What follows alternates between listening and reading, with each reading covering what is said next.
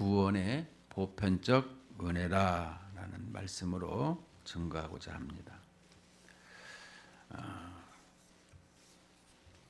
디모데전서를 보게 되게 되면 오늘 말씀 속에서 모든 사람이 구원의 은혜를 받고 살아가기를 원한다라는 말씀이 되는 것입니다. 특별히 4절 말씀을 보면 하나님은 모든 사람이 구원을 받으며 진리를 아는 데에 이르기를 원하시느니라 이렇게 말씀하고 있습니다. 그래서 구원의 보편성 많은 사람들이 다 받기를 원하고 있습니다. 자, 그런데 오늘은 특별히 이 본문 속에서 강조하고 있는 것은 기도를 더욱더 강조를 하고 있습니다. 구원의 보편적인 은혜를 받을 수 있도록 우리가 기도를 해야 된다라는 것을 가르쳐 주고 있습니다. 문제는 우리에게 이 구원을 이루시는 분은 다 4절, 5절, 6절에 보면 예수 그리스도께서 행해 주신 것을 우리에게 말씀해 주고 있습니다. 그렇다면 우리는 이 많은 사람들이 구원을 이루는 데 있어서 어떻게 해야 되느냐? 1절에 보니까 그러므로 내가 첫째로 권하노니 모든 사람을 위하여 간구와 기도와 도구와 감사를 하되, 이 기도에 이렇게 순서적으로 나열을 하고 있습니다. 그런데 이 모든 사람을 위해서 하라 이 말씀을 하고 있습니다. 특별히 바울이 디모데에게 권면을 하고 있는 것입니다. 예수 믿는 사람이란 우리는 뭐라고 부르며 말할 수 있을까요? 바로 예수 그리스도의 이름으로 하나님께 기도하는 사람이다 이렇게 말할 수 있는 것입니다. 이것이 예수 믿는 사람이라는 거예요. 자, 그렇다면 우리는 모든 사람을 위하여, 모든 사람이라는 것은 우리가 생각을 좀 더 폭넓게 광의적으로 생각할 수 있어야 되는 것입니다. 그것은 뭐냐라고 하면은 바로 나라와 민족과 인종과 빈부와 이 지위 고하를 막론하고 모든 사람을 포함하고 있는 것이 바로 모든 사람이다 이렇게 말하는 것입니다. 문제는 여기서 1절에 볼 때 그러므로 내가 첫째로 권하노니, 이 그러므로는 위에 있는 1장에 있는 말씀을 가지고 여기에 대한 답변을 하는 것이죠. 이 권하는 거니 이 첫째로 권하노니, 그러니까 여러분 우리는 이 권할 때 모든 사람을 위해서 간구와 기도와 도구와 감사를 하라라고 하는데, 이 첫째라는 단어를 쓸 때마다 순서상이 아니고 시간상이 아니고 가장 귀중한 것을 말할 때에 첫째로 이렇게 성경에서는 가르치고 있는 거예요. 내가 가장 귀중한 것을 내가 너에게 부탁한다 이렇게 말하고 있는 것입니다. 그래서 모든 사람을 위해서 기도하라 이 말을 지금 하고 있는 것입니다. 그것은 누굽니까? 바로 특별히 2절에 보면 임금들과 높은 지위에 있는 모든 사람을 위하여 하라. 이는 우리가 모든 경건과 단정함으로 고요하고 평안한 생활을 하려 함이라 이렇게 말하고 있습니다. 그러니까 평안한 생활을 하기 위해서 우리에게, 물론 하나님께서 선한 왕이든 악한 왕이든 다 하나님께서 세우신 것입니다. 왜 악한 왕을 세울까요? 악하니까 악한 왕 세워요. 선한 왕은 선하니까 백성들이 선하니까 세워주는 것입니다. 우리는 이것을 알아야 되는 것입니다. 우리는 임금들 높은 그 지위, 임금들과 높은 지위에 있는 사람들을 위해서 기도를 해야 될 이유는 이 디모데서를 기록할 때에는 1세기의 사람들이죠. 아직 교회가 세워지면서 많은 사람들에게 핍박과 이런 박해가 있는 고통이 있고 여러 가지 어려움이 있는 이런 시대를 지금 가지고 있는 것이죠. 우리는 높은 지위에 있는 사람들 얘기할 때 당시의 1세기의 로마의 황제들을 볼 수가 있습니다. 그 중에서 글라우디아 황제하고 도미티안 황제 또 네로 황제가 있는데요. 가장 그리스도인들을 많이 힘들게 하고 핍박했던 황제다 표현할 수 있습니다. 그 중에서 이 글라우디아 황제를 우리가 좀 기억할 것은 사도행전 18장에 보게 되면 글라우디아 황제 때에 아굴라와 브리스길라를 통해서 로마에서 전부 다 추방하는 이런 명령을 내리게 됩니다. 근데 왜 내리게 되느냐? 이 로마 사람들이 1세기에 있는 사람들하고 좀 비교를 해볼 때에 로마에서는 모든 종교 정책을 다 포용을 했습니다. 다 포용했는데 단서를 하나 달았습니다. 만약에 이렇게 혼란하게 하게 되면, 나라에 혼란을 주게 되면 추방하겠다, 이런 단서를 달았습니다. 근데 이 글라우디오 황제 때에 어떤 동기가 있었냐면 이 로마의 이 부활에 대한 논쟁이 있게 되었습니다. 이 부활의 논쟁이 뭐냐? 이 로마에 살던 사람들은 예수님의 부활이 의미상의 부활이다, 이렇게 말하고 있는데 이스라엘에서 온 이 유대 그리스도인들은 진짜다. 그래가지고 이 소동이 일어나면서 그들을 전부 추방하게 되었더라라고 하고 있습니다. 그리고 1세기의 사도행전을 보게 되더라도 1세기의 그리스도인들을 뭐라고 하느냐? 소동케 하는 자들이라, 이렇게 표현하고 있어요.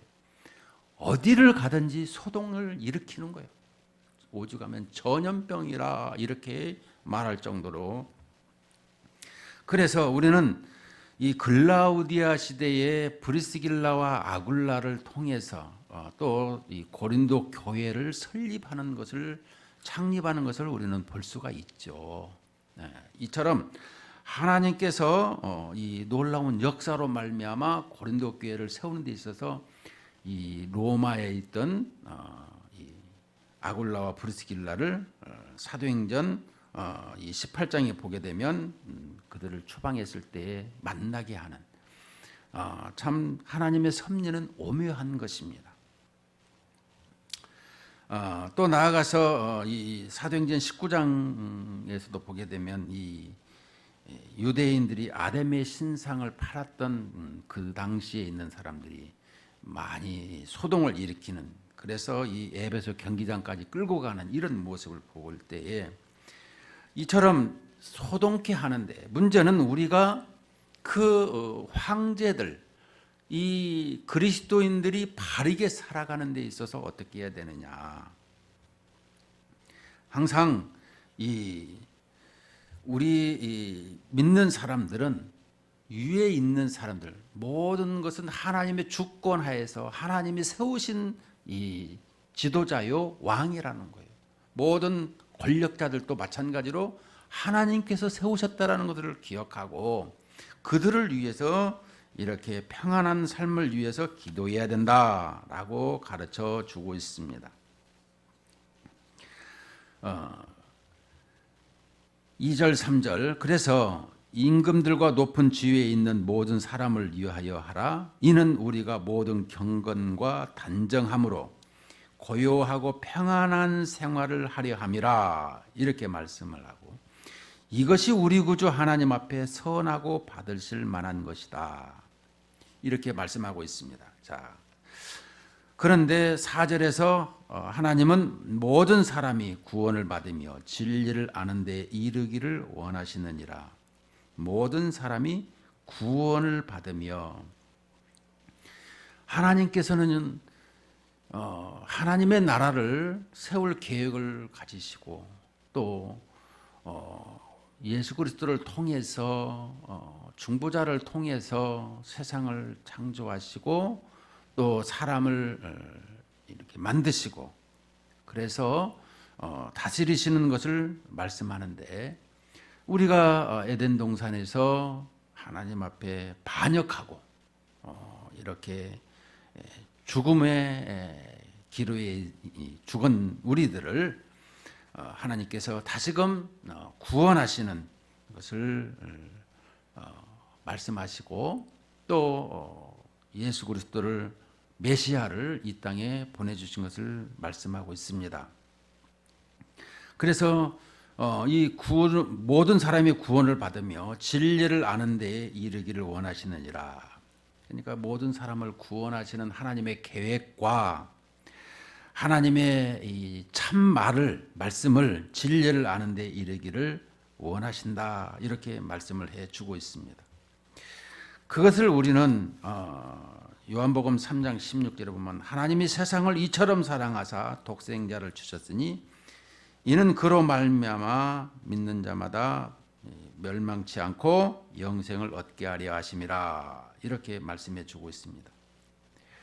우리는 하나님께서 우리를 구원하시려고 예수님을 이 땅에 보내주셨더라.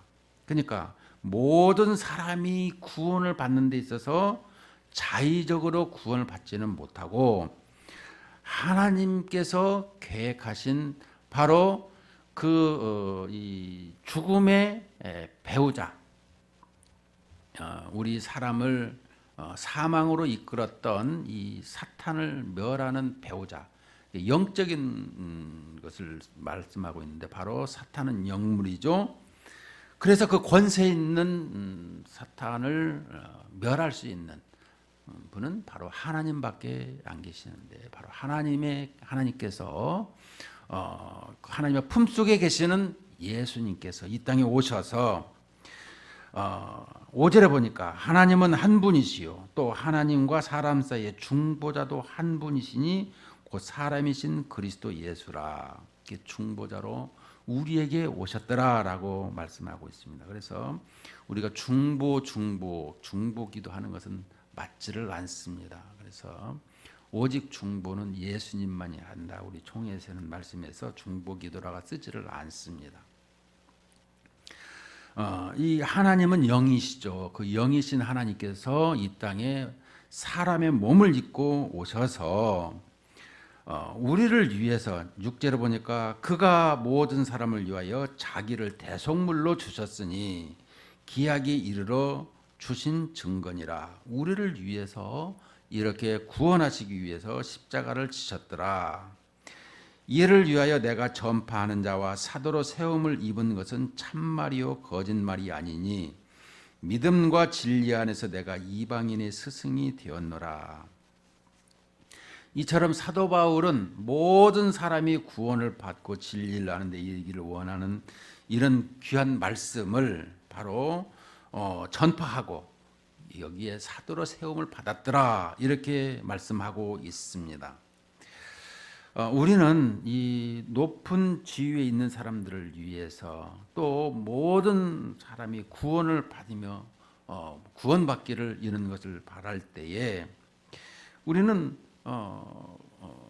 이 사도 바울이 이렇게 어마어마한 이 거리를 다니면서 복음을 온 세상에 전파하는 것을 보았습니다.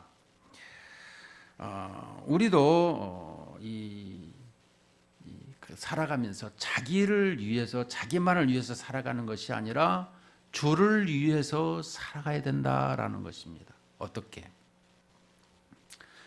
항상 우리가 복음을 받았던 것을 생각할 때에 우리가 1884년도에 이 부활절 아침에 언더우드 아펜젤러 선교사들이 이 땅에 왔어요.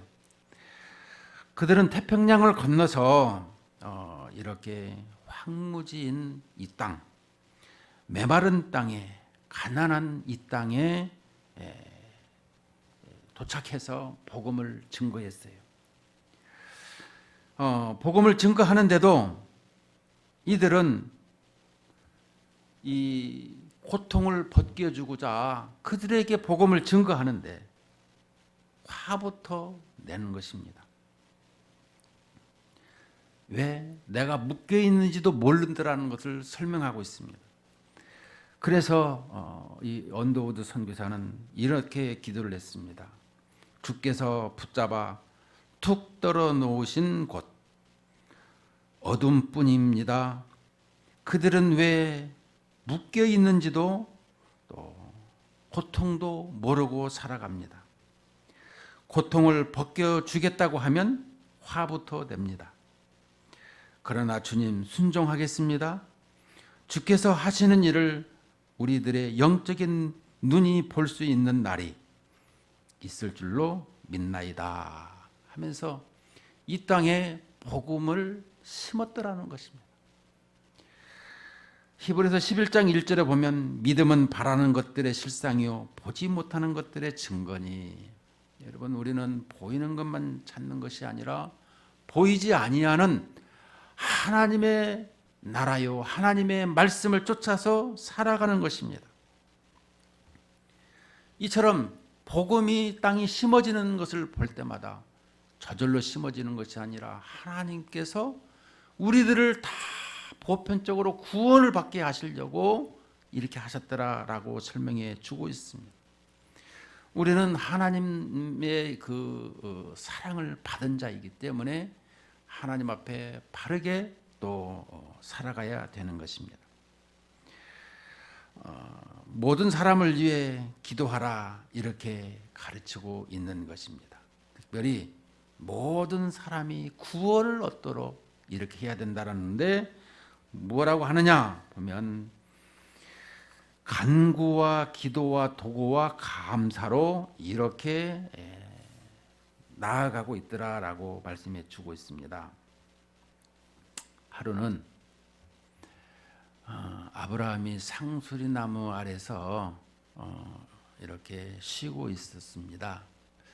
아브라함은 성경에 보듯이 지나가는 나그네와 객들을 아주 융숭하게 대접해서 이 천사들을 대접해서 이 하나님의 뜻을 알게 된 것을 우리는 성경을 통해서 보았습니다. 하나님께서 이 소돔 고모라 성을 멸할 계획을 가지셨는데 바로 이 아브라함이 기도함으로 이 롯을 건져낸 것을 우리는 알 수가 있습니다. 그는 아브라함에게 어느 날 나이 많은 이 미디안 사람이 지나가게 됩니다. 상수리 나무 아래에 있을 때 손대접 좋아하는 아브라함이 와서 이 음식 좀 드시고 가세요. 이 휴식 좀 취하다 가세요. 또 그래서 이 천막에 들어오라고 또 해서 같이 이제 음식을 먹으려고 자리에 앉습니다. 음식을 내오고 또 내오러 가져와서 이렇게 보니까 이 사람이 먼저 먹고 있는 거예요. 그래서 아브라함이 화가 난 것입니다. 아니 하나님 앞에 기도도 안 하고 먹냐? 아주 심각하게 이 짐승 같은 놈, 이렇게 무식한 놈 이래가지고 호통을 치자 그 사람이 죄송합니다. 잘못했습니다. 그거 먹다가 나가버렸더라는 거예요. 그래서 그날 밤에 하나님께서 이 아브라함의 꿈에 나타나셨다고 합니다. 아브라함아, 나는 그 사람을 너에게 보내줬다. 50년간을 참아서 너에게 보내줬는데 너는 그 기도하지 않았다고 잠시를 못 참아서 화부터 내서 그 사람을 내쫓았냐, 이렇게 말씀하셔서 아브라함은 눈물로 회개 기도하고 다시는 그러지 않겠다고 했다라고는 이런 전설적인 말이 있었습니다. 우리가 한번 돌이켜 생각해 보자라는 말인 것입니다. 우리는 뭐 대접도 하고 기도도 하고 하지만 정작 하나님의 뜻이 어디 있는가를 좀 생각해 봐야 된다라는 것입니다. 무엇을 하든지 이것이 하나님으로부터 주어지는 것이라고 한다면 이것을 내가 하나님의 뜻을 쫓아 할 수가 있더라는 것입니다. 무엇을 하든지 하나님의 주권 하에 살아간다. 하나님의 주권적으로 모든 생명과 모든 행복과 삶을 이끌어 가신다라는 걸 기억한다면 우리는 여기에 대해서 그대로 순종하고 행해야 된다, 이렇게 말씀하고 있습니다. 자, 그렇다면 오늘 기도의 형태를 먼저 한번 보고 넘어가도록 하겠습니다. 자, 간구와 기도와 도구와 감사를 하되. 자, 간구가 있습니다. 간구라는 이 기도 형태인데 네 가지 기도 형태에서 간구 데이세이스라라고 하는 헬라어 말인데 영어로 리퀘스트, 요청, 요구, 페티션, 누구에게나 간구할 수 있는 말이고요. 나에게 필요한 것을 주세요. 나를 좀 도와주세요. 필요한 것을 숨김없이 요청하는 것을 간구라, 이렇게 표현하고 있어요. 그래서 기본적인 기도가 바로 간구죠. 이것은 사람에게도 할 수 있고 하나님께도 할 수 있는 필요한 것을 요청하는 간구라, 이렇게 말하고 있습니다. 성경에 한나의 기도가 있습니다. 사무엘 상에서 보게 되면, 근데 한나가 하나님 앞에 자식이 없어서 간구하러 갔어요. 슬픔으로 가득 찬 이런 마음으로 하나님 앞에 기도를 하게 되었습니다. 그랬더니 엘리 제사장이 보더니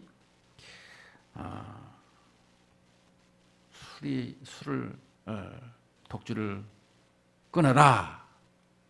그런데 한나는 뭐라고 합니까? 슬픔이 너무너무 이렇게 사무쳐서 그렇습니다.